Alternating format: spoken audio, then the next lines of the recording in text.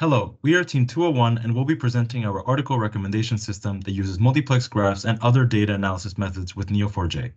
We had a dataset consisting of around 3,000 articles as well as 3 sets of weighted relationships, the first of which measures the similarity of users that read the articles and the other 2 which measure text similarities. Here you can see an example with 3 article nodes linked by different relationships. To visualize our multiplex graphs, we used Neo Dashboard. On the left, you have the graph of a user that read a few articles, and on the right, you have one that read a lot. The different colored links represent the different relationships between the nodes. The red nodes represent the articles that the user interacted with, while the green and yellow nodes represent the recommended articles, with the yellow ones having the best similarity scores. To evaluate the relevance of the recommendation, we looked at the distribution of the 10 available topics within the recommended batch and the user's recent history batch.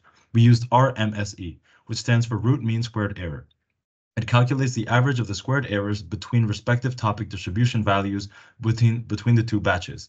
It then returns the root of that result since we're working with values between 0 and 1. This lets us compare the performances of the PageRank and closeness algorithms. Finally, we use Neo Dashboard to provide a comprehensive interface for performing this same analysis and getting a recommendation based on similarity to recent history.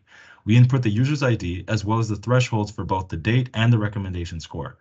At the end, one can visualize the topic distributions within a user's recent history as well as within the recommended batch. Now, it is important to note that this portion of the recommendation only focuses on similarity to the user's prior interactions. To include elements of novelty, especially for users with a limited history, we use other queries that return popular articles within the network.